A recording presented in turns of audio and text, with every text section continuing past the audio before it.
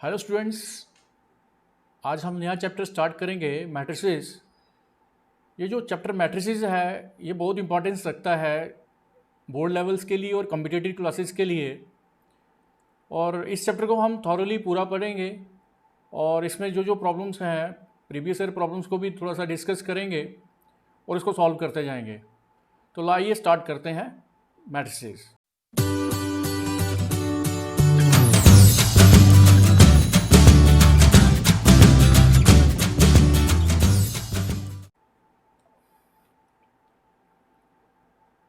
यह है हमारा चैप्टर मैट्रिसेस। स्टार्ट करने जा रहे हैं इसको। सबसे पहले मैं इसकी इंट्रोडक्शंस और ऑर्डर ऑफ द मैट्रिक्स जो है आपको बताऊं।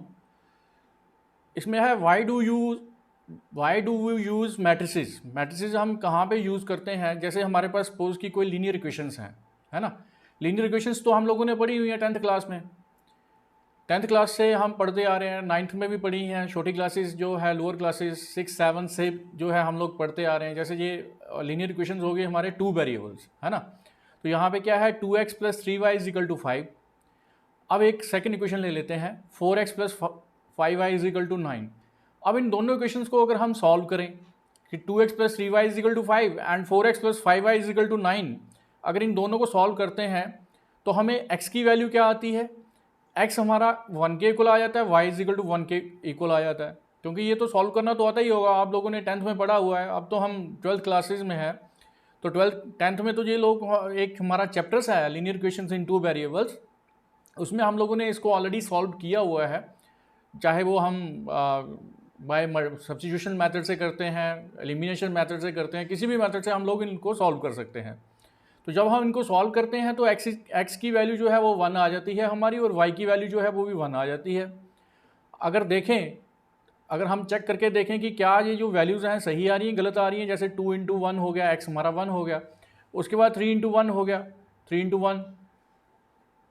अब 2 + 3 कितना हो गया? 2 + 3 कितना हो गया? 5 = 5। इसका मतलब 5 = 5 आ रहा है कि ये दोनों वैल्यूज़ हमारी सही हैं। x = 1 and y = 1। दोनों को सॉल्व करके हमारा क्या आ गया? ये आ गया। उसके बाद हम ये जो लीनियर इक्वेशंस हैं हम 3 वेरिएबल से ले लेते हैं। यहाँ पे क्या था? यहाँ पे 2 वेरिएबल्स थे, एक x वेरिएबल्स था, दूसरा y वेरिएबल्स था। अब ये जो हमारे पास जो लीनियर इक्वेशंस बन रही हैं इनको हम 3 वेरिएबल्स में ले रहे हैं। तो 3 वेरिएबल्स वाली इक्वेशन से ले लेते हैं। फर्स्ट हमने ले ली x - y + 3z = 5। अब नेक्स्ट लेते हैं। नेक्स्ट हमने क्या ले ली? 4x + 2y - z = 0। और थर्ड वाली ले लेते हैं -x + 3y + z = 5। ये 3 इक्वेशन ले ली हमने। अब इन 3 इक्वेशंस को सॉल्व करना काफ़ी डिफिकल्ट हो जाता है। डिफिकल्ट क्यों हो जाता है? क्योंकि जब हमारे पास लीनियर इक्वेशंस इन 2 वेरिएबल्स थी तो हमने इजीली जो है उनको सॉल्व कर लिया, चाहे वो हमने सब्स्टिट्यूशन मेथड से किया, एलिमिनेशन मेथड से किया, या क्रॉस मल्टीप्लिकेशन मेथड से कर लिया। बट जब 3 इक्वेशंस की बात आती है और 3 वेरिएबल्स की बात आती है, उनको थोड़ा सा सॉल्व करना थोड़ा डिफिकल्ट हो जाता है। अब इन्हीं इक्वेशंस को सॉल्व करने के लिए हमारे पास हमें यह मैट्रिसेस बताई गई कि अगर हम इन इक्वेशंस को अगर सॉल्व करते हैं तो हमारे लिए सबसे जो बढ़िया जो मेथड है वो क्या रहता है? मैट्रिक्स मेथड रहता है। तो मैट्रिक्स मेथड से हम इन तीनों इक्वेशंस को सॉल्व कर सकते हैं, इक्वेशंस इन 3 वेरिएबल्स को by the this matrix method से हम जब इनको सॉल्व करते हैं। अब अगर 3 वेरिएबल्स हों या 3 से ज़्यादा वेरिएबल्स हों, उनके साथ भी हम इनको सॉल्व कर सकते हैं। अब कुछ एग्जांपल्स हैं, जैसे रियल लाइफ्स में जो है रोबोटिक्स में हो गया, बिजनेस इकोनॉमिक में हो गया, उसके बाद कंप्यूटर बेस्ड एप्लीकेशंस में हो गया। तो यहाँ पे जो है हमारी डेली बेसिस पे जो है हम रियल लाइफ में मैट्रिक्स को हम यूज़ करते हैं। तो basically what is a matrix? Matrix जो है वो होती क्या है? मैट्रिक्स में क्या होता है कि एक अरेंजमेंट होता है किसका? कम्प्लेक्स नंबर्स का। तो कम्प्लेक्स नंबर्स तो एक चैप्टर भी है हमारा क्लास 11th में। तो complex number basically complex numbers क्या होते हैं कि it is a sum of the real and imaginary numbers, की जिसमें हम दोनों नंबर्स का जब सम होता है रियल प्लस इमेजिनरी नंबर का, वो हमारा क्या होता है? कम्प्लेक्स नंबर होता है। जैसे मैंने जो प्रीवियस चैप्टर्स आप लोगों को जो वीडियोस मैंने डाले हुए हैं उसमें मैंने एक नंबर सिस्टम में एक पूरा चैप्टर डाला हुआ है कि पहले कौन सा नंबर आया, नेचुरल नंबर कहाँ से आए, उसके बाद नेक्स्ट जो था होल नंबर्स कहाँ से आए, इवन नंबर कहाँ से आए। वो सारा चैप्टर जो है वो मैंने एक वीडियो बना के पूरा बीच में डाला हुआ है। अगर आपको देखना है, अगर आप उस वीडियो को देखेंगे तो ये चीज़ें सारी आपको अच्छे से जो है क्लियर हो जाएंगी। तो पहले रियल आया था, उसके बाद कम्प्लेक्स आया था। तो कम्प्लेक्स नंबर बेसिकली क्या है कि ये सम है किसका, रियल और इमेजिनरी नंबर्स का। कि ये क्या होता है कि ये कम्प्लेक्स नंबर्स होते हैं अरेंजमेंट, जैसे रियल नंबर्स आ गए हमारे पास -2 आ गया, आगे -1.5, ये सारे क्या हैं, ये हमारे क्या हैं, रियल नंबर्स हैं। अब रियल के साथ मैं कम्प्लेक्स नंबर्स की बात करूं कि ये जो है ये इमेजनरी नंबर्स आ गए, क्योंकि जिसके साथ एयोटा आ जाए वो हमारा क्या होता है, इमेजनरी नंबर्स होते हैं। ये सारे के सारे क्या है, इमेजनरी नंबर्स हैं। अब real plus imaginary is a complex number. उसके बाद कम्प्लेक्स नंबर, उसमें ये अरेंजमेंट रहता है एरे का, जिसमें एक हमारा एक रेक्टेंगुलर अरेंजमेंट बन रहा है, मतलब उसमें हमारी रोज भी बनेंगी और उसमें कॉलम भी बनेंगे। जैसे ये हम इस डायग्राम में देख रहे हैं कि ये जो डायग्राम ये जो बताई जा रही है, इसमें क्या है, एक रेक्टेंगुलर टाइप आप देख रहे हैं इसको, तो एक अरेंजमेंट बन रहा है एक रेक्टेंगुलर टाइप में, जिसमें हॉरिजॉन्टल लाइंस हैं। हॉरिजॉन्टल लाइंस तो पता ही है आपको क्या होती हैं, कि बिल्कुल जैसे ऐसे करके अगर मैं डाल देता हूँ तो ये हमारी क्या है, ये हमारी हॉरिजॉन्टल लाइंस बन गई। ये वाली ये हमारी क्या है, हॉरिजॉन्टल लाइंस बन गई। उसके बाद ये यहाँ पे मैं भी दिखा भी रहा हूँ आपको, ये डायग्राम में ये जो डॉटेड लाइंस जो हमने ड्रॉ की हुई हैं, this is a first horizontal line, ये second horizontal line, and this one is a third horizontal line. ये हमारे पास 3 हॉरिजॉन्टल लाइंस बनी हुई हैं। उसके बाद आगे डायग्राम क्या है, वर्टिकल लाइंस। वर्टिकल लाइंस का तो आपको पता ही है कि वो जो है हमारी डाउनवर्ड्स होती हैं। तो डायग्राम में देखेंगे डाउनवर्ड्स, ये जो है ये हमारी क्या हो गई, ये वर्टिकल लाइंस हो गई। ये वर्टिकल लाइन फर्स्ट, ये वर्टिकल लाइन सेकंड, ये vertical line third, and this is a vertical line fourth. उसके बाद अब consisting of A number of numbers, तो इसमें क्या होता है कि नंबर्स मतलब लाइंस में जो है नंबर्स के नंबर्स हम बना सकते हैं। जैसे 1 2 3 लिख दिया, 1 2 3 जो है एक हमारी मतलब एक हॉरिजॉन्टल लाइन में आ गई, ये हमारा एक लाइन हो गई, ये हमारी दूसरी लाइन हो गई, ये हमारी तीसरी लाइन हो गई। उसके बाद आगे लिखें, आगे जो बन रहा है हमारा क्या बन रहा है कि ये हमारा किस में आ गया, ये तो हॉरिजॉन्टल लाइंस में हो गई, ये हमारा क्या हो गया, डाउनवर्ड्स वाली जो है ये हमारी वर्टिकल लाइंस में हो गई। तो ये अरेंजमेंट हो गया एक कम्प्लेक्स नंबर का, एक रेक्टेंगुलर और रेक्टेंगुलर सिस्टम है, रेक्टेंगुलर एरे में हम बोल सकते हैं इसको हॉरिजॉन्टल लाइंस और वर्टिकल लाइंस में। उसके बाद आगे देखें, अब arrangement of number of matrix को हम कैसे इनक्लोज करते हैं ब्रैकेट्स में। तो ब्रैकेट्स कौन कौन सी आ जाएंगी, ऐसे करके ब्रैकेट्स बन जाएंगी, कि ऐसे करके हम बोलें कि ये हमारा क्या बन रहा है, ये हमारी ऐसे करके ब्रैकेट्स बन रही हैं। अच्छा, ये बता रहा हूँ तो मैं आपको, arrangement of number of a matrix जो है वो हम उसको ब्रैकेट्स ऐसे करके लिख सकते हैं। दूसरी फॉर्म ऐसे रहती है इसकी कि या तो हम ऐसे करके लिख सकते हैं, इसको ऐसे करके बता सकते हैं, ऐसे करके बता सकते हैं। उसके बाद अब जनरल मैट्रिक्स को डोनेट कर सकते हैं हम कैपिटल लेटर्स के साथ। हमेशा जब भी कोई मैट्रिक्स की बात चलेगी तो हमेशा हमने इसको कैपिटल लेटर्स के साथ ही डोनेट करना है। ये ऐसा नहीं है कि हम इनको स्मॉल लेटर्स के साथ डोनेट कर दें, इसको हमने हमेशा जो है कैपिटल लेटर के साथ ही डोनेट करना है। अब जो नंबर यूज्ड होंगे मैट्रिक्स में उसको हम क्या बोलते हैं, एलिमेंट ऑफ ए मैट्रिक्स, है ना। कि ये जो एलिमेंट ऑफ मैट्रिक्स हैं इनको हम स्मॉल लेटर्स में यूज़ कर सकते हैं। जैसे मैंने बताया कि मैट्रिक्स जो है हमने कैपिटल लेटर्स में डोनेट करनी है, और जो उसके एलिमेंट्स आ जाएंगे उसको हमने स्मॉल लेटर्स में, जैसे स्मॉल ए हो गया, स्मॉल बी हो गया, स्मॉल सी हो गया, है ना। उसके बाद जैसे इसकी एग्जांपल दे देते हैं कोई, कि हॉरिजॉन्टल लाइंस नंबर को हम क्या बोल सकते हैं, उनको हम बोलेंगे रोज, है ना। जो हॉरिजॉन्टली आएंगी वो हमारी क्या बन जाएंगी, रोज बन जाएंगी। और जो वर्टिकल लाइंस में जो नंबर्स आएंगे वो हमारे क्या बन जाएंगे, वो हमारे कॉलम्स बन जाएंगे। उसके बाद एग्जांपल अगर कोई देखें कि जैसे ये 2 3, उसके बाद 4 5, इसका मतलब 2 3 अगर हम देखें तो ये हमारी क्या बन रही है, ये रो बन रही है। और 4 5 जो है ये भी हमारी सेकंड रो हो गई, और ये हो गई हमारी R1, और ये हो गई हमारी R2। उसके बाद ये रोज हो गई दोनों।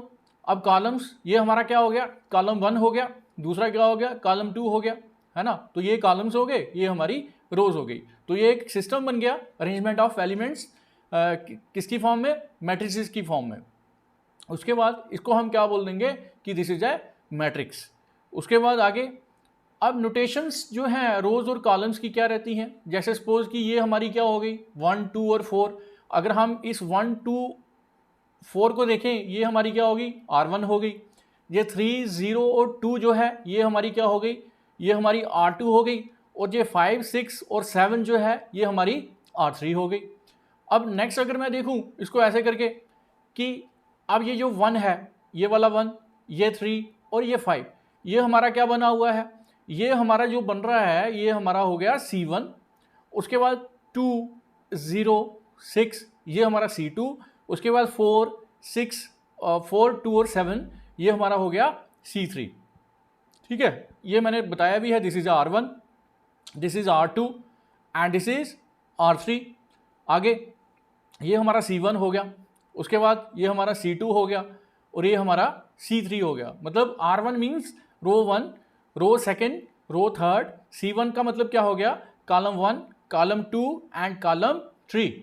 ठीक है, उसके बाद इसका आर्डर हम कैसे फाइंड कर सकते हैं किसी मैट्रिक्स का। अगर कोई हमें मैट्रिक्स दी गई है, अगर हमें कोई बोले कि उसका आर्डर जो है फाइंड करके बताइए, तो आर्डर को हमेशा जो है एम को हम डोनेट करेंगे कि वो हमारी क्या बन रही है, रोज बन रही हैं, और जो एन है वो हमारे क्या बन रहे हैं, कॉलम्स बन रहे हैं। ठीक है, तो ये हमारा क्या बन जाता है, ये हमारा आर्डर बन जाता है। और आर्डर जो होता है वो हमेशा m/n होता है, m multiply by n means m रोज और n कॉलम्स की। हमने देखना है कि अगर m 2 है, मतलब रोज अगर हमारे पास 2 बन रही हैं तो m हमारा कितना हो जाएगा, 2 हो जाएगा। और n अगर 3 है तो इसका मतलब कॉलम हमारे पास कितने हो गए, 3 हो गए। अब इसको हम लिखेंगे m/n, है ना। Order of a matrix is known as a type of a matrix of size of a matrix. मतलब उसमें हम इवन कि अगर हम एलिमेंट्स भी देखना चाहें कि उसमें एलिमेंट्स कितने हैं, कि कितने एलिमेंट्स उसके मैट्रिक्स के बीच में आ रहे हैं, वो भी हम उसको काउंट कर सकते हैं। अगर ये एग्जांपल ले लेते हैं हम कि 1 2 3 है, 4 5 6 है, 7 8 और 9 है। अब इसमें देखें कि रोज कितनी है। रोज आप देख रहे हो यहाँ पे, ये पहली रो हो गई, उसके बाद ये दूसरी हो गई, ये तीसरी हो गई, है ना। अब देखें ये हमारी पहली रो, ये सेकंड रो और ये थर्ड रो। उसके बाद नंबर ऑफ रोज कितनी हो गई, 3 हो गई। नेक्स्ट देखेंगे कि कॉलम कितने बन रहे हैं। ये हमारा कितने हो गए, ये पहला कॉलम हो गया, ये दूसरा हो गया, ये तीसरा हो गया। तो कॉलम्स भी हमारे पास कितने हो गए, 3 हो गए। अब इसमें मतलब m की भी वो वैल्यू है, m इजिकल टू 3 आ गया, n जो है वो भी हमारा क्या आ गया, 3 आ गया।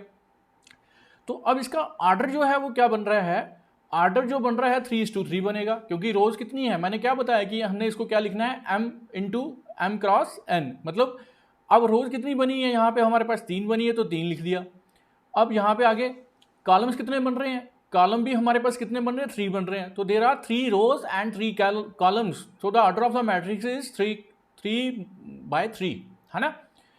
अब उसके बाद इसके कुछ इंपॉर्टेंट नोट्स हैं। अगर हम इसको कम्पैक्ट फॉर्म में लिखते हैं कि जो प्रीवियस मैट्रिक्स है उसको हम डोनेट करते हैं इसकी फॉर्म में, मतलब ये m इंटू एन क्या हो गया, ये हमारा वही हो गया जो मैंने बताया अभी आपको। ये हमारा क्या बन रहा है, ये हमारा ऑर्डर बन रहा है कि ये हमारा m into n is order, this 1 less than equal to i less than this. अब i और j क्या हो गया, ये भी मैं बता देता हूँ कि जो i है वो क्या बता रही है, ये हमारे पास बता रही है कि ये हमारे पास रो नंबर्स कितने हैं।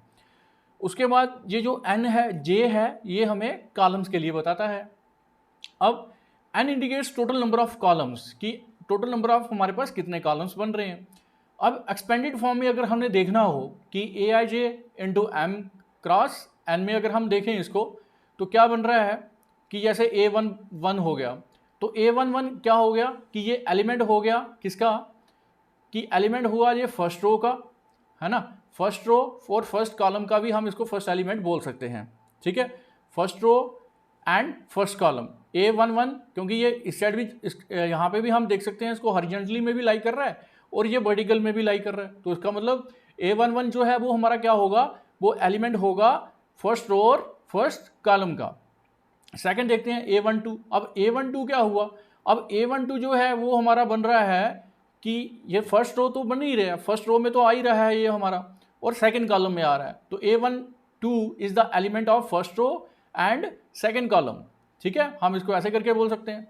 अब नेक्स्ट देखते हैं a13। अब a13 जो होगा वो क्या होगा हमारा, a13 जो है ये भी फर्स्ट रो में आ रहा है but in third column, first row in third column. a13 is the element of first row and third column, ऐसे करके हम इसको बोलेंगे।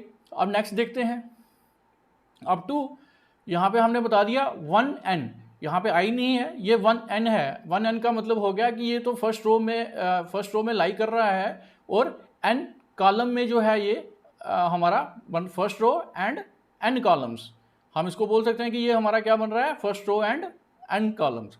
अब आगे देखेंगे, अब a21 सेम, A21 जो होगा वो हमारा क्या बनेगा, ये हमारा सेकंड रो बन रहा है और फर्स्ट कॉलम बन रहा है। अब A21 जो है, A22 जो है, ये हमारा सेकंड रो सेकंड कॉलम, ऐसे करके बोलेंगे।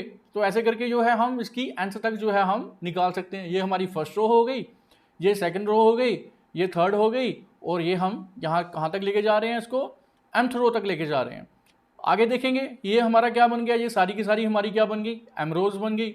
अब ये फर्स्ट कॉलम हो गया, ये सेकंड हो गया, ये फर्स्ट कॉलम, ये सेकंड कॉलम, ये थर्ड कॉलम, और ये हमारा nth कॉलम बना हुआ है। nth कॉलम के बाद यहाँ पे कॉलम्स कितने हो गए, n हो गए। तो ऑर्डर क्या बन गया इसका, ऑर्डर वही जो मैंने बताया आपको, रो इनटू कॉलम होता है कि रोज नंबर ऑफ रोज कितनी हो गई हमारे पास m, और नंबर ऑफ कॉलम्स जो बन रहे हैं वो हमारे पास n बन रहे हैं। उसके बाद इसके ऊपर कुछ MCQs हैं, वो भी थोड़ा सा डिस्कस कर लेते हैं। अब यहाँ पे ये जो मैट्रिक्स दी गई है वह, इसमें ऑर्डर हमने फाइंड करना है कि हम इसका नंबर ऑफ रोज बताओ, इसमें नंबर ऑफ रोज कितनी होंगी। नंबर ऑफ रोज कितनी है यहाँ पे, ये पहली रो हो गई हमारी R1, है ना, और ये हमारी क्या हो गई, R2 हो गई। तो नंबर ऑफ रोज कितनी हो गई हमारे पास, इसने पूछा है कि number of rose in the matrix A, तो क्या आंसर आ जाएगा इसका, 2 आंसर आ जाता है। अब नेक्स्ट ले लेते हैं। अब यहाँ पे क्या है, ऑर्डर ऑफ ए। अब ऑर्डर क्या बनेगा, ऑर्डर मैंने बताया कि ऑर्डर जो है वो आपका क्या होता है, m क्रॉस n। m क्या हो गया हमारी रो, और n क्या हो गया हमारा, n हो गया हमारा कॉलम। तो मुझे बताइए कि रोज कितनी है और कॉलम कितनी है। रो तो आपके दो ही दिख रहे हैं, और कॉलम आपके कितने बन रहे हैं, ये पहला कॉलम, ये वाला पहला, ये सेकेंड, और ये थर्ड कॉलम, है ना। तो क्या करेक्ट आंसर बनेगा इसका, 2:3। 2:3 कैसे बन रहा है, क्योंकि नंबर ऑफ रोज मैंने बताया कि नंबर ऑफ रोज कितनी है, ये हमारी R1 है, ये हमारी R2 है। इसका मतलब m कितना हो गया, m आपका 2 हो गया, और n कितना हो गया, n जो है आपका 3 हो गया, क्योंकि ये हमारा क्या है, C1 है, ये C2 है, ये C3 है। तो यहाँ पे हमारा क्या आ गया, ये 2 × 3 आ गया। तो रिजल्ट क्या बना, इसका आंसर क्या आ गया, 2 × 3। तो करेक्ट आंसर इज 2 × 3। अब नेक्स्ट लेते हैं। अब ऑर्डर ऑफ ए। अब ऑर्डर ऑफ ए में क्या है, ये आपकी कितनी है, ये आपकी R1 है, ये आपकी R2 है, और ये वाली थर्ड वाली R3 है।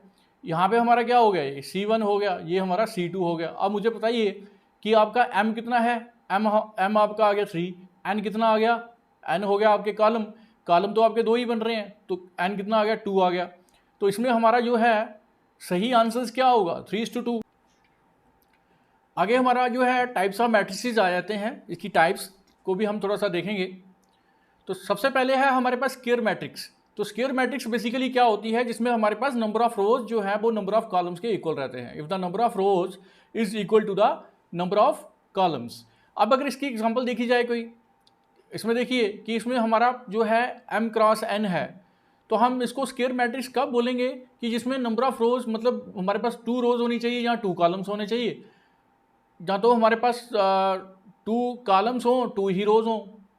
तो मतलब m = n होना चाहिए। मेन जो है वो कहने का मतलब ये है कि m हमारा n के इक्वल हो जाए, तो तब हमारा जो है स्क्वायर मैट्रिक्स बन जाती है। अब अगर किसी एग्जांपल मैं दूं, जैसे कोई एग्जांपल मैं लिख लेता हूँ, यहाँ पे 1 2 3 है, यहाँ पे 5 6 7 है, तो ये मुझे बताओ कि ये हमारी स्क्वायर मैट्रिक्स होगी, बिल्कुल नहीं होगी, क्योंकि इसमें हमारे पास रोज कितनी है, रोज हमारे पास 2 हैं, क्योंकि रोज हमारे पास जो है जो m जो बन रहा है वो हमारा कितना है, 2 है, और जो n है वो हमारे पास कितना है, वो जो n बन रहा है वो हमारे पास 3 बन रहा है, क्योंकि m = n है। ये कंडीशन रहती है इसकी स्क्वायर मैट्रिक्स के लिए कि उसमें m जो है वो हमारा n के इक्वल ही होना चाहिए। बट यहाँ पे जो है m जो है वो हमारा n के इक्वल नहीं हो रहा है, इसलिए हम इसको बोलेंगे this is not a square matrix. अब अगर मैं ऐसे करके बोलूँ A B C and D, अब ये है क्योंकि इसमें m = n बन रहा है, m भी हमारे पास 2 आ रहा है और n भी जो है वो 2 आ रहा है, तो इसलिए हम इसको बोलेंगे कि ये हमारा जो है स्क्वायर मैट्रिक्स है। अब उसके बाद अगर हम देखें, बात करते हैं कि आर्डर तो हमने बता दिया कि मतलब इसका अगर हम स्क्वायर मैट्रिक्स में जो है आर्डर जो है वो हमारा क्या रहता है, सेम रहता है। तो आर्डर अगर थोड़ा सा भी ऊपर नीचे हो गया तो उसका मतलब वो हमारा नहीं रहता। In this case we say that a is a square matrix order of m r n। Example इसकी दे दी मैंने, पहले भी बता दी, और भी देख लो आप इसकी एग्जाम्पल। जैसे ये 2 3 है, 5 4 है, ये स्क्वायर मैट्रिक्स हो सकती है क्योंकि इसमें रोज भी हमारे पास 2 हैं और कॉलम भी हमारे पास 2 हैं। तो इसलिए हम इसको बोलेंगे कि this is a square matrix, है ना।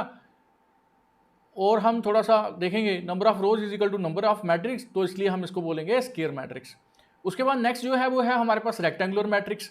तो मैट्रिक्स जो है रेक्टेंगुलर मैट्रिक्स कब होती है, जिसमें number of rows is not equal to the number of columns. मतलब 3:2 हो सकता है इसका ऑर्डर, 2:3 हो सकता है, उसके बाद 5:3 हो सकता है, कुछ भी हो सकता है। उसको हम क्या बोलेंगे कि ऑर्डर ऑफ रेक्टेंगुलर मैट्रिक्स, क्योंकि इसमें ऑर्डर जो है वो m is equal to n के इक्वल नहीं रहता। एग्जाम्पल दे देते हैं इसकी कोई। ये मैंने जैसे बता दिया कि जो इंपॉर्टेंट चीज़ है इसमें वो क्या है कि इसमें जो है m is not equal to n। तो इसमें जो है हमने देखना है कि जैसे ये हमारे पास मैट्रिक्स है, यहाँ पे हमारा क्या है, ये हमारा R1 हो गया, ये हमारा R2 हो गया, ये हमारा क्या बन रहा है, ये हमारा C1 बन रहा है, ये हमारा C2 बन रहा है और दिस इज अ C3। अब इसमें बताइए कि m कितना है, m हमारा 2 है और n कितना है, n जो है वो हमारा 3 है। तो इसलिए ये मैट्रिक्स जो है ये हमारी रेक्टेंगुलर मैट्रिक्स कहलाती है, क्योंकि यहाँ पे m जो है वो नॉट इक्वल टू n है, इसलिए हम इसको बोलेंगे कि ये हमारा जो है रेक्टेंगुलर मैट्रिक्स है। अब नंबर ऑफ रोज जो है 2 हो गई। उसके बाद नंबर ऑफ कॉलम्स कितने हो गए, नंबर ऑफ कॉलम्स हमारे पास 3 हो गए।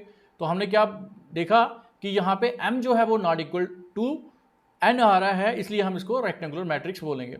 उसके बाद प्रिंसिपल डायगोनल क्या होता है, ये हमेशा जो है वो स्क्वायर मैट्रिक्स में होता है, जिसमें क्या होता है कि first element of first row and the last element of the last row, उसको हम प्रिंसिपल डायगोनल बोलते हैं किसी भी मैट्रिक्स का। अब इसकी अगर एग्जांपल कोई दी जाए प्रिंसिपल डायगोनल की, कि जैसे सपोज कि i is equal to j, मतलब i जो होगा मतलब i क्या होगा m, और j मैंने क्या बताया वो n होगा। अब ये इसके एलिमेंट्स हमने लिख लिए सारे, ठीक है। अब इसका प्रिंसिपल डायगोनल मुझे बताओ कि प्रिंसिपल डायगोनल जो है नंबर ऑफ रोज कितनी है, 3 है ना। अब नंबर ऑफ कॉलम्स अगर देखा जाए वो भी 3 है, इसका मतलब ये स्क्वायर मैट्रिक्स बन गई, क्योंकि नंबर ऑफ रोज जो है नंबर ऑफ कॉलम्स के इक्वल होना चाहिए, तो वो हमारी स्क्वायर मैट्रिक्स होती है। तो ये हमारी क्या बन रही है, ये हमारी स्क्वायर मैट्रिक्स बन रही है। तो इसलिए हम इसको बोलेंगे कि this is a square matrix. अब उसके बाद हमने इसका प्रिंसिपल डायगोनल देखना है कि let us see what is the diagonal. तो हम देखेंगे इसमें कि जैसे ये हमारा क्या आ गया, ये सीधे हमारा क्या बन रहा है 2, 4 और 6, ये हमारे क्या है, ये हमारे पास डायगोनल एलिमेंट्स हैं। जैसे 2 है, 4 है, 6 है, ये हमारे क्या हैं, डायगोनल एलिमेंट्स हैं।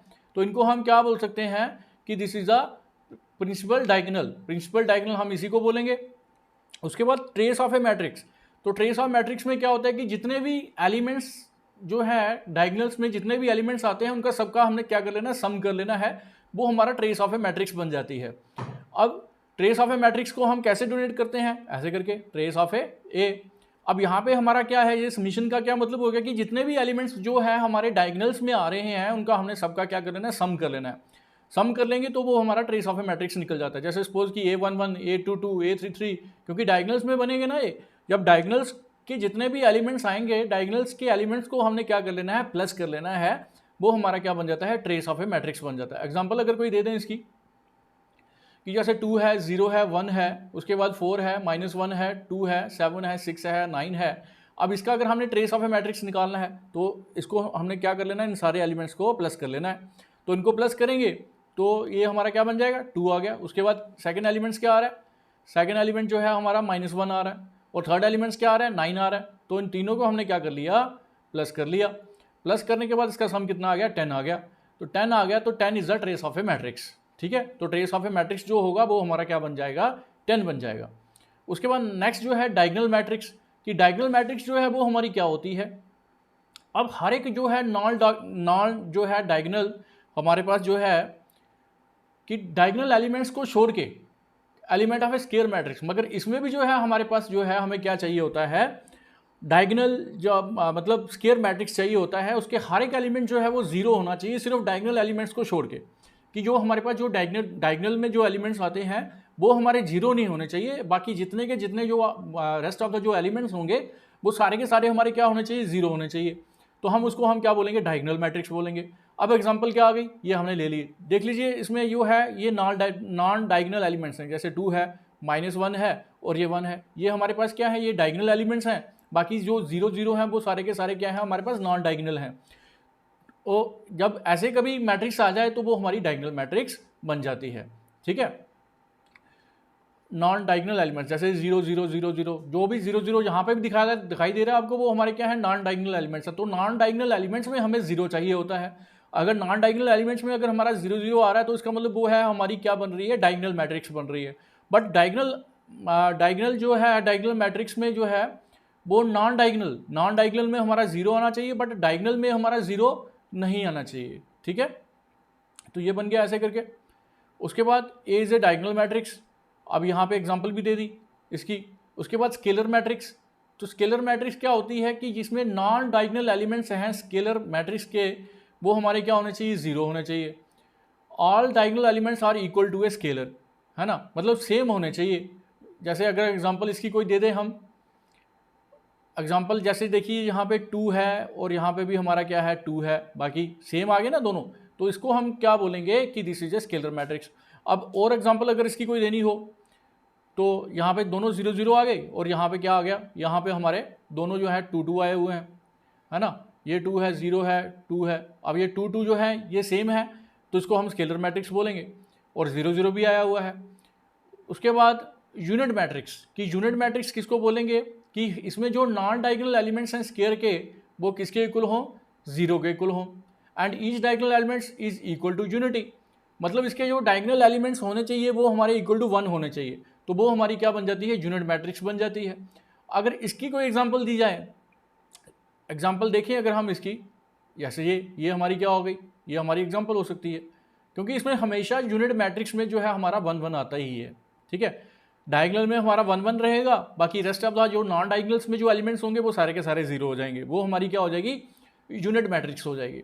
यूनिट मैट्रिक्स के बाद उसके बाद हम देखेंगे आगे, तो आई क्या है, आई को हम यूनिट मैट्रिक्स भी बोल सकते हैं, या इसको हम दूसरा नाम जो है इसको आइडेंटिटी मैट्रिक्स भी बोलते हैं, ये लिखा भी है ऊपर कि यूनिट मैट्रिक्स और आइडेंटिटी मैट्रिक्स, कि दोनों हम चाहे इसको यूनिट मैट्रिक्स करके बोलें, चाहे हम इसको आइडेंटिटी मैट्रिक्स करके बोलें।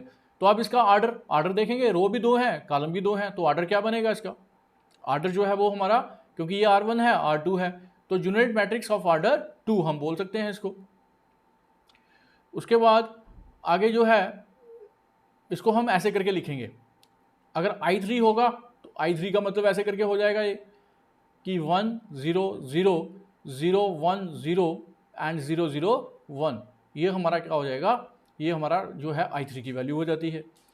उसके बाद नल मैट्रिक्स और जीरो मैट्रिक्स, अब इसमें हर एक एलिमेंट जो है वो हमारा 0 होता है, चाहे वो हमारा डायगोनल में आ रहा है, डायगोनल के बाद अगर हमारा नॉन डायगोनल में भी जो है डायगोनल्स और non diagonal elements are all zeros, तो उसको हम क्या बोलेंगे, नल मैट्रिक्स बोलेंगे, जहाँ इसको हम जीरो मैट्रिक्स भी बोल सकते हैं। जैसे ये एग्जांपल आ गई इसकी, है ना, तो हम इसमें देख सकते हैं कि इसमें सारे एलिमेंट जो हैं वो 0 रहते हैं, तो ये हमारा जो है नल मैट्रिक्स कहलाती है।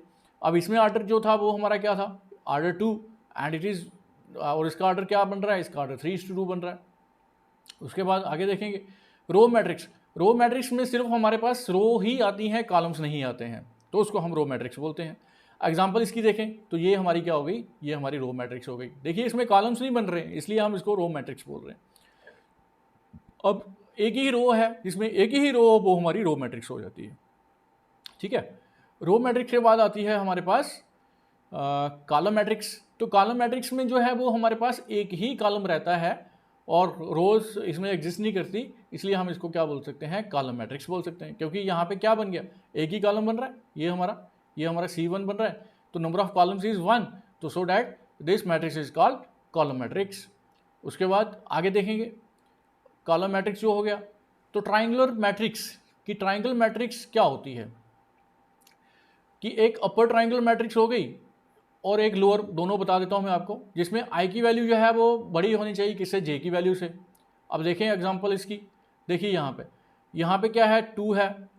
अब यहाँ पे इसको हम क्या बोलेंगे, अपर वाली बोलेंगे, क्योंकि देखो डायगोनल्स के नीचे नीचे जो जितने भी एलिमेंट्स हैं वो सारे के सारे क्या आ रहे हैं, 0 आ रहे हैं, तो इसलिए ये हमारी क्या बन गई, अपर ट्राइंगुलर मैट्रिक्स बन गई, है ना, क्योंकि नीचे डायगोनल के नीचे देखेंगे तो सारे के सारे एलिमेंट्स हमारे क्या बन रहे हैं, 0 बन रहे हैं, तो ये हमारी क्या हो गई, अपर ट्राइंगुलर मैट्रिक्स हो गई।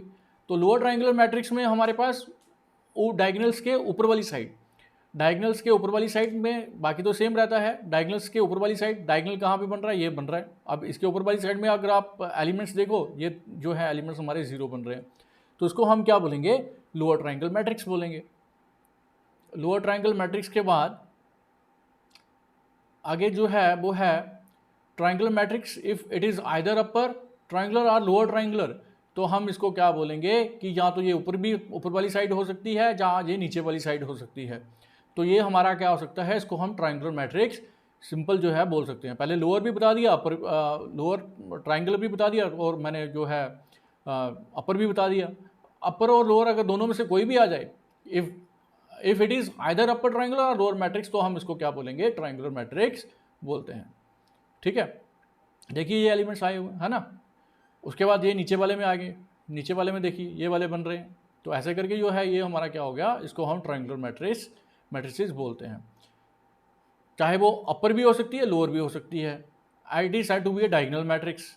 ठीक है, तो ये matrix is both upper triangular और लोअर ट्रायंगुलर। अगर दोनों में दोनों ऊपर भी आ रहा है और नीचे भी आ रहा है, तो फिर तो हम उसको बोलेंगे कि वो डायगोनल मैट्रिक्स है, जो मैं जो है आपको पहले बता चुका हूँ। उसके बाद आगे जो है, if a matrix is both upper and lower triangular then what is it. तो हम इसको बोलेंगे, इसकी अगर एग्जांपल अगर हम कोई देखें तो देखिए ये बन गई हमारी डायगोनल मैट्रिक्स, है ना, क्योंकि इसमें सारे एलिमेंट्स बन रहे हैं। ऊपर में भी जो है 0 आ रहा है, नीचे भी हमारा 0 आ रहा है। तो हम इसको क्या बोलेंगे कि ये हमारा जो है, ये हमारा डायगोनल मैट्रिक्स भी बोल सकते हैं। दिस जैसे it is a diagonal matrix. उसके बाद आगे इसके MCQs हैं, तो MCQs को हम डिस्कस कर लेते हैं। तो ट्रेस ऑफ ए मैट्रिक्स में मैंने बताया कि इसके डायगोनल एलिमेंट्स का हमने क्या कर लेना होता है, सम कर लेना होता है। जैसे 1 है, 5 है, 9 है, इन सबको हम प्लस कर लेंगे। तो प्लस करके देखेंगे कि इसका क्या बनता है। 1 और 5 कितने हो गए, 6 और 9 कितने हो गए, 15। तो 15 इज द करेक्ट आंसर। उसके बाद नेक्स्ट ले लेते हैं, which of the following is a scalar matrix. तो स्केलर मैट्रिक्स में मैंने क्या बताया कि स्केलर मैट्रिक्स में जो है हमारे जो एलिमेंट्स हैं वो सेम रहते हैं। तो ना तो पहला हो सकता है ना दूसरा हो सकता है, कि डायगोनल एलिमेंट जो है वो हमारे सेम होने चाहिए, मतलब इक्वल होने चाहिए। जैसे यहाँ पे 2 है, यहाँ पे भी 2 है, यहाँ पे भी 2 है। अब और तो किसी में ऐसा दिख नहीं रहा है कि डायगोनल एलिमेंट्स, तो इसका मतलब इसका आंसर जो रहेगा वो सेकंड वाला जो आंसर इसका करेक्ट रहेगा, क्योंकि जो डायगोनल एलिमेंट्स जो रहते हैं वो हमारे सेम होने चाहिए। उसके बाद नेक्स्ट देखेंगे ट्रायंगुलर मैट्रिक्स। मैंने ट्रायंगुलर मैट्रिक्स अभी बताया है कि उसका या तो लोअर वाला पार्ट होना चाहिए, और जिसमें लोअर वाला पार्ट भी हो और अपर वाला पार्ट भी हो, तो उसको हम क्या बोलेंगे, ट्रायंगुलर मैट्रिक्स बोलेंगे। तो देखिए पहला वाला तो हो नहीं सकता, दूसरा वाला भी नहीं हो सकता, क्योंकि पहले वाले में जो है लोअर मैट्रिक्स है, दूसरे वाले में अपर मैट्रिक्स है। पहले वाले में जो है लोअर ट्रायंगुलर मैट्रिक्स है, दूसरे वाले में जो है अपर ट्रायंगुलर मैट्रिक्स है। अब ये हो सकता है, थर्ड पार्ट जो है इसका हो सकता है, क्योंकि ये ऊपर में आ रहा है, ये नीचे में आ रहा है ना, इसको हम बोल सकते हैं। तो ये जो आंसर रहेगा वो उसका हमारा क्या हो सकता है, थर्ड का बोथ 1 एंड पहला और दूसरा दोनों हो सकते हैं। ठीक है, उसके बाद आगे जो है हम डिस्कस करेंगे इक्वालिटी, सम ऑफ इक्वालिटी की इक्वालिटी कब निकालनी है, इसके सम ऑफ मैट्रिसेस कब निकालने हैं। तो सबसे पहले जो है हम डिस्कस करेंगे इक्वालिटी ऑफ मैट्रिसेस को, कि इक्वालिटी ऑफ मैट्रिसेस में क्या क्या आ रहा है हमारा, उसको हम डिस्कस कर रहे हैं कि दोनों मैट्रिसेस इक्वल कब होंगी। एक इसमें 2 कंडीशंस रहती हैं। फर्स्ट जो है उसमें सेम आर्डर होना चाहिए, मतलब m is equal to n के इक्वल होना चाहिए, मीन्स कि आपकी जो है वो स्क्वायर मैट्रिक्स होनी चाहिए। सेकंड जो है कॉरस्पॉन्डिंग एलिमेंट जो है वो भी हमारे क्या होने चाहिए, आर द सेम। एग्जांपल देखी जाए, ये हमने एक मैट्रिसेस ले ली, दूसरी भी ले लेते हैं हम, ये दूसरी ले ली। तो अब इसमें बताओ कि इक्वालिटी ऑफ मैट्रिसेस क्या होगा, कि दोनों मैट्रिसेस क्या इक्वल होंगी। आर्डर तो इसका क्या है, आर्डर सेम है ना। इसका आर्डर जो है कितने रोज हैं, इसमें आर्डर जो है वो इसका भी 2:3 है। तो पहली कंडीशन तो उसको सेटिस्फाई कर रही है ना। इसका भी आर्डर जो है 2:3 है, इसका मतलब फर्स्ट कंडीशन जो है वो सेटिस्फाई कर रही है। अब सेकंड कंडीशंस को हम चेक करते हैं।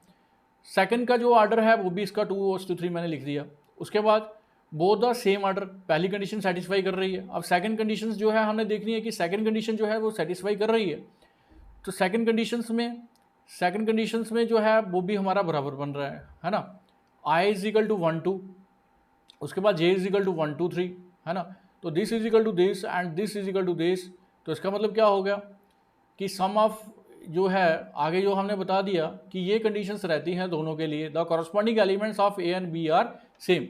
जैसे ये जो है i की जो वैल्यू है वो है 1 और 2, और जे की जो वैल्यू है वो हमारी क्या आ रही है, 1, 2 और 3 आ रही है।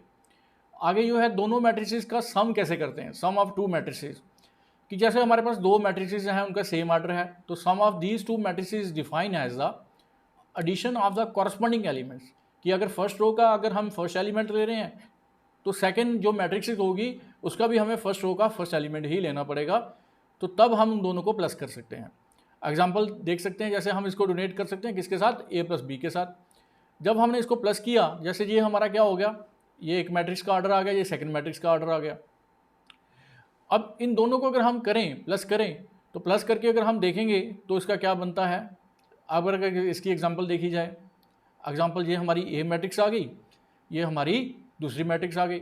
अब इसका कॉरस्पॉन्डिंग एलिमेंट्स कौन सा होगा, ये इसका फर्स्ट वाली का तो 3 है, तो सेकंड वाली मैट्रिक्स का जो है कॉरस्पॉन्डिंग एलिमेंट जो है फर्स्ट वाला वो कौन सा है, 1 है, इसका मतलब दोनों को प्लस कर लेंगे।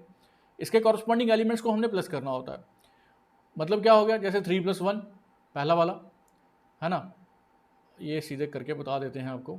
जैसे 3 को 1 के साथ किया 4, उसके बाद 2 को -2 के साथ प्लस कर लिया तो 0 आ गया। उसके बाद थर्ड वाले को -1 को 7 के साथ किया तो यहाँ पे 6 आ गया। उसके बाद 4 को 3 के साथ किया 7 आ गया। उसके बाद -3 को 2 के साथ किया तो हमारा -1 आ गया, और 1 को -1 के साथ किया तो 0 आ गया। तो ये हो गया हमारा सम, ठीक है। अब properties of sum of the matrices में क्या रहता है कि ये फर्स्ट प्रॉपर्टी है। अब ए का जो है हमारा ऑर्डर क्या है, हमारा ए का ऑर्डर ये आ रहा है, बी का ऑर्डर ये आ रहा है, और सी का ये है, ठीक है। ये हमारे 3 मैट्रिसेस जो है हमने ले ली हैं, ठीक है। अब एडिशन ऑफ मैट्रिसेस में क्या रहता है कि सेटिस्फाई द फॉलोइंग प्रॉपर्टीज। तो फर्स्ट प्रॉपर्टी क्या है, कमोडिटी प्रॉपर्टी। कमोडिटी प्रॉपर्टी क्या कहती है कि a + b = b + a, है ना। तो ये तो हमें पता है कि अगर हम a + b करते हैं b + a आ जाता है। सेकंड जो है एसोसिएटिव प्रॉपर्टी, जैसे सपोज कि मतलब अगर हमारे पास a अगर हम मान लेते हैं कि a = 1, 2, 0 और 3, ठीक है। उसके बाद b जो है, b हमारा है सेकंड मैट्रिक्स का 0, 1, 2, 0। अगर हम a + b निकालते हैं यहाँ से, a + b अगर हम फाइंड करें तो यहाँ पे क्या हो गया, 1 + 0 = 1, उसके बाद 2 + 1 = 3, 0 + 2 = 2 एंड 3 + 0 = 3। ये हो गया हमारा a + b। उसके बाद अगर हम b + a निकालते हैं तो b + a जो होगा वो हमारा क्या होगा, 0 + 1 = 1, उसके बाद 1 + 2 = 3 and 2 + 0 = 2, 0 + 3 = 3, means a + b = b + a। तो क्या बन गया, ये हमारी फर्स्ट वाली प्रॉपर्टी जो है कमोडिटी प्रॉपर्टी जो है वो सेटिस्फाई कर रही है। अब एसोसिएटिव प्रॉपर्टीज़ में हमें 3 चाहिए होते हैं। जैसे यहाँ पे हमने a + b कर लिया, अब c भी कोई लिख लो आप। अब c अगर हम लिख लेते हैं, यहाँ पे c लिख लेते हैं 0, 1 और 0, 2, है ना। 0, 1 + 0, 2, अगर 0, 0 होगा तो उसका मतलब उसका जो है अगर हम प्लस करके देखें तो वो भी हमारा सेम रह सकता है। 0 को काट लेते हैं, कुछ और एलिमेंट्स लिख लेते हैं, यहाँ पे 1 लिख लेते हैं कि यहाँ पे हमने क्या लिख लिया, 1 लिख लिया, क्योंकि थोड़ा सा और ईजी हो जाएगा। अब तीनों को सबसे पहले आपको क्या करना है, पहले a को ऐसे रखना है, b और c को प्लस कर लेना है। b और c को प्लस करने के बाद जो आंसर आएगा उसको a के साथ प्लस कर लेना है। उसके बाद नेक्स्ट में क्या करना है, आपने a + b को प्लस कर लेना है, जो आंसर आएगा उसको आपने c के साथ प्लस कर लेना है, ठीक है। ये हमारी एसोसिएटिव प्रॉपर्टी को भी सेटिस्फाई करेगा। उसके बाद एडिटिव आइडेंटिटी। एडिटिव आइडेंटिटीज में मतलब कोई भी अगर हमें मैट्रिक्स दी हुई है, उसमें हमने नल मैट्रिक्स को अगर हम प्लस करें तो वो हमारा किसके इक्वल हो जाएगा, ए के इक्वल ही हो जाता है। एग्जाम्पल अगर मैं दूँ इसकी कोई एग्जाम्पल, सपोज कि यहाँ पे मैं लिख लेता हूँ कि ए हमारा क्या है, ये है हमारा 1, 2 और 3, 2, ये आ गया। उसके बाद दूसरा जो है जीरो मैट्रिक्स। जीरो मैट्रिक्स का मतलब हो गया कि ऐसे करके 0, 0, 0, 0, तो ये हमारा किसके इक्वल होगा, ये अगेन जो है हमारा ए के इक्वल ही आ जाता है। तो ये इसकी जो है थर्ड प्रॉपर्टी जो है वो हमारे पास इसको भी सेटिस्फाई कर रहा है ना। दोनों को प्लस करेंगे तो 1 + 0 = 1, 2 + 0 = 2, 3 + 0 = 3 एंड 2 + 2 + 0 = 2। तो ये हमारी एडिटिव आइडेंटिटी को भी सेटिस्फाई करता है। उसके बाद नेक्स्ट जो है फोर्थ प्रॉपर्टी, वो है हमारे पास एडिटिव इनवर्स। तो एडिटिव इनवर्स अगर हम देखेंगे कि a + b = b + a जो है वो हमारा अगर हम करें तो ये हमारा 0 बन जाता है। मतलब कि अगर a है दूसरा b है, अब दोनों का अगर हम इन्वर्स करते हैं, it means a + b = b + a, तो ये हमारा जो है वो 0 के इक्वल ही होना चाहिए। तो b is called a additive inverse of a, हम इसको ऐसे करके बोल सकते हैं। उसके बाद next property, and it is denoted by B is equal to minus of A, मतलब जो आएगा उसका उल्टा होना चाहिए। मतलब सपोज कि अगर ये ए है, एग्जांपल अगर मैं दूँ इसकी कोई 1 2 3 और 2, अब बी जो होगा वो हमारा क्या होगा, इसका मैंने बताया ना इन्वर्स होना चाहिए, तो मतलब इसका ये -1 होना चाहिए, ये -2 होना चाहिए, -3 होना चाहिए, -2 होना चाहिए। अब इन सबको अगर हम प्लस करेंगे कि a प्लस बी अगर हम निकालेंगे तो 1 - 1 is 0, 2 - 2 is 0, 3 - 3 is equal to 0 and 2 - 2 is equal to 0। तो ये हमारा 0 के इक्वल ही बनता है। तो ये हमारा क्या बन जाता है, ये हमारा एडिटिव इन्वर्स बन जाता है।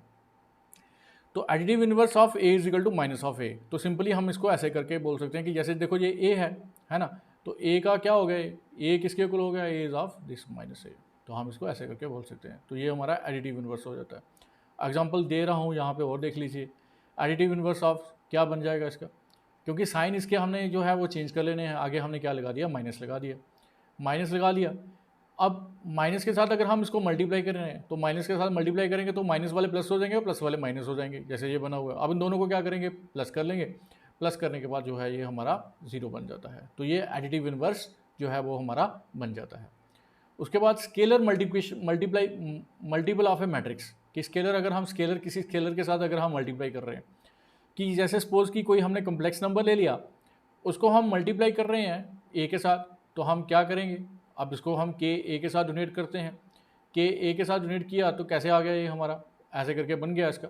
अगर इसकी एग्जांपल कोई अगर हम देखें तो के हमारा क्या है, 2 है ना, के हमने 2 के साथ इसको, इसका मतलब इसको हमने 2 के साथ मल्टीप्लाई करना है, तो के ए इज इक्वल टू 2 ए, तो इसका मतलब इस मैट्रिक्स को हमने किसके साथ मल्टीप्लाई कर रहे हैं, 2 के साथ मल्टीप्लाई किया। तो जब हमने 2 के साथ मल्टीप्लाई किया तो 2 3 है ना, 2 को मतलब हर एक एलिमेंट्स को हमने 2 के साथ मल्टीप्लाई करना पड़ेगा, 2 को 3 के साथ भी करना पड़ेगा, 2 को 2 के साथ भी करना पड़ेगा। तो जितने भी जो हमारे पास जो मैट्रिक्स में जो है हमारे पास आ रहे हैं ए मैट्रिक्स में, उसको हमने 2 के साथ मल्टीप्लाई करना पड़ेगा। तो रिजल्ट जो है वो हमारा क्या बन जाएगा, ये बन जाएगा। तो ये हो गया हमारा स्केलर ऑफ ए मैट्रिक्स। अब ए बी और यहाँ पे आ गया 2x इंटू ए, देन x की वैल्यू फाइंड करेंगे। तो सिंपल क्या है, तो कंडीशंस क्या क्या दी हुई है, x हमने फाइंड करना है, x का नहीं पता है बट 2 का हमें पता है, 2 हम इसको लिख सकते हैं x को ऐसे करके। उसके बाद 2x is equal to B minus A हो जाएगा, तो x जो है वो हमारा क्या हो जाएगा, अब b की वैल्यू क्या है 3872 और a की वैल्यू क्या है, a की वैल्यू ये है। अब इन दोनों को सबसे पहले हम क्या करेंगे, माइनस कर लेंगे। तो जब हमने इसको माइनस किया तो माइनस करके हमारा क्या आ गया, ये आ गया। अब इन सबको हमने किसके साथ डिवाइड कर लिया, 2 के साथ डिवाइड किया, तो 2 के साथ डिवाइड करेंगे तो वो हमारा क्या बन जाएगा, 2642। जब हम 2 के साथ डिवाइड कर रहे हैं तो रिजल्ट हमारा क्या बन रहा है, वो हमारा क्या बन गया 1, 2 को 2 के साथ डिवाइड किया। अब 6 को 2 के साथ डिवाइड करेंगे, वो हमारा क्या आ गया 3। उसके बाद 4 के साथ अगर हमने डिवाइड किया तो वो हमारा क्या बन गया 2। उसके बाद -2 को 2 के साथ डिवाइड किया तो वो आ गया हमारा -1। तो ये हमारा क्या हो गया, construct a 3 into 3 matrix whose elements are defined bye.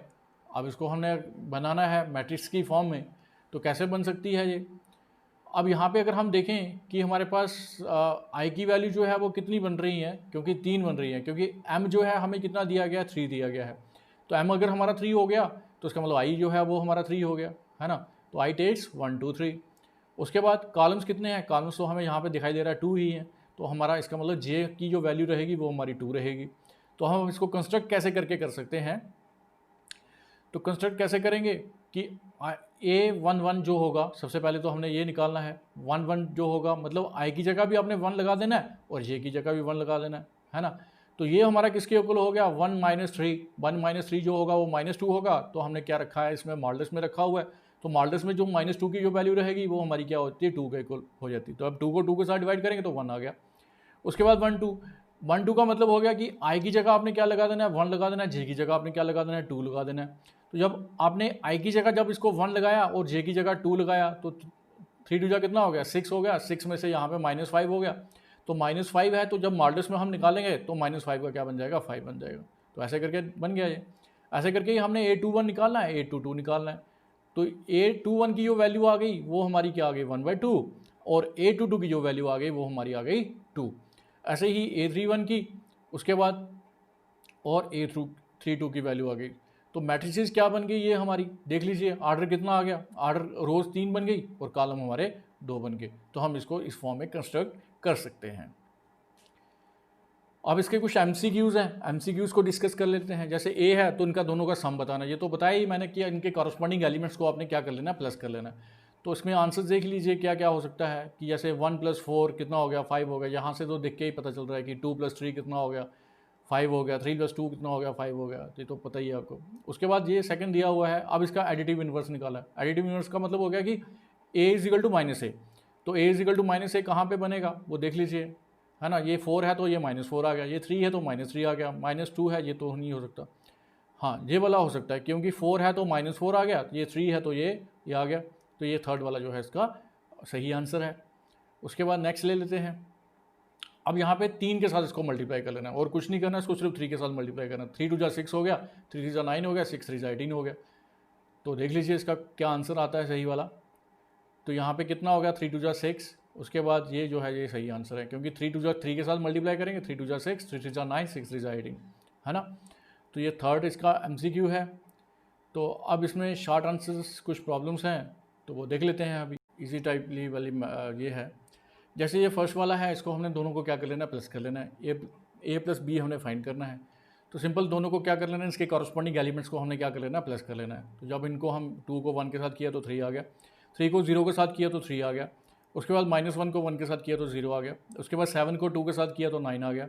उसके बाद 8 को -4 के साथ किया तो हमारा क्या आ गया, 4 आ गया। और 5 को हमने -1 के साथ किया तो हमारा क्या आ गया, 4 आ गया। तो दिस इज़ द आंसर। उसके बाद सेकंड है सिंगल मैट्रिक्स। तो सिंगल मैट्रिक्स को हम कैसे बना सकते हैं कि 2 को 0 के साथ किया प्लस तो 0 आ गया। उसके बाद ऐसे करके करेंगे, 2 को 0 के साथ किया तो 2 आ गया, 1 को 0 के साथ किया तो 1 आ गया, 3 को 0 के साथ किया तो 3 आ गया। उसके बाद नेक्स्ट ले लेते हैं, find the additive inverse of the matrix. अब इसका एडिटिव इन्वर्स निकालना। वही एडिटिव इन्वर्स क्या होता है कि जो भी मैट्रिक्स होगी उसके नेगेटिव्स। तो हमने पता है, हमने पढ़ा है अभी इसको। तो a = -a, तो माइनस के साथ हम बाहर लगाएंगे। उसके बाद अंदर जो माइनस वाले होंगे वो प्लस में हो जाएंगे और जो प्लस वाले होंगे वो माइनस में हो जाएंगे। तो ये इसका सही आंसर आ गया क्योंकि यहाँ पे i था, i का क्या बन गया, -i। उसके बाद यहाँ पे 0 था तो 0 को तो पता ही आपके, उसके पॉजिटिव नेगेटिव का कोई मतलब नहीं होता। अब यहाँ पे +1 था तो +1 का क्या आ गया, -1 आ गया। तो ये ऐसे करके इसका आंसर आ गया। अब इसको -5a के साथ मल्टीप्लाई करना आपने। तो -5a के साथ मल्टीप्लाई करेंगे तो ये तो ईजी है, -5 के साथ आपने मल्टीप्लाई करते जाना है। तो -5 के साथ मल्टीप्लाई किया तो कितना हो गया, -20, 5 5 = 25। उसके बाद -5 × -2 इज़ 10 एंड -5 × 3 इज़ -15। अब a b है, अब a - b निकालना है। सबसे पहले दो चीज़ें निकालनी है। एक तो हमें क्या करना है, फाइंड a - b फाइंड करना है, दूसरा हमें 4b - 3a फाइंड करना है। तो जब हम इसको फाइंड करेंगे, सबसे पहले हम a - b फाइंड करते हैं। तो a - b को जब हमने फाइंड किया तो ऐसे करके हमने लिख ली, ये हमारी a मैट्रिक्स लिख ली, ये हमने b मैट्रिक्स लिख ली। उसके बाद 0 - 1 क्या हो गया, 0 - 1 इज़ -1। उसके बाद -1 -2 कितना हो गया, माइनस प्लस हो गया, 2 + 1 कितना हो गया, 3 हो गया। उसके बाद 2 - 0 इज़ 2। उसके बाद 2 - 0 इज़ 2। उसके बाद 3 - 1 कितना हो गया, 2। उसके बाद 4 माइनस प्लस हो गया, 5 हो गया। उसके बाद 4 - 1 इज़ 3, -1 प्लस हो गया ना, तो 4 + 1 इज़ 5। उसके बाद 5 + 0 इज़ 5।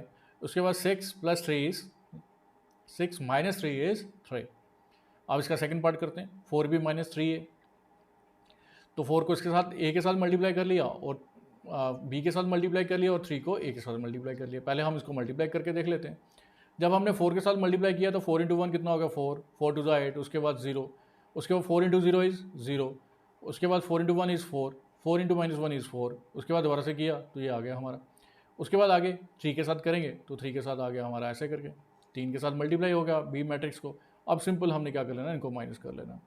इनके कॉरस्पॉन्डिंग एलिमेंट्स को जब हम माइनस करेंगे तो हमारा क्या बन गया, 4 - 0 इज़ दिस, -8 - 3 इज़ 11। दूसरा ये आ गया हमारा। उसके बाद ये हमारा सही आंसर आ गया, ठीक है। उसके बाद ये है नेक्स्ट वाला, 6 वाला। 6 वाले में हमने x की वैल्यू फाइंड करनी है। a है हमारे पास, b है, दोनों को प्लस करेंगे, वहाँ से वैल्यू फाइंड कर सकते हैं। तो क्या रहेगा, सबसे पहले तो हमें a + b निकालना पड़ेगा। तो x क्या हो जाएगा हमारा, x जो होगा वो हमारा a + b हो जाएगा। तो दोनों को प्लस किया, जब दोनों को प्लस करके दो है वो हमारा आंसर जो है वो बन जाता है, ठीक है। 2 + 1 इज़ 3। उसके बाद 3 + 2 इज़ 5। उसके बाद 1 - 1 इज़ 0। उसके बाद 6 + 0 इज़ 6 - 1। उसके बाद -1 2 और 5 + 3 इज़ 8।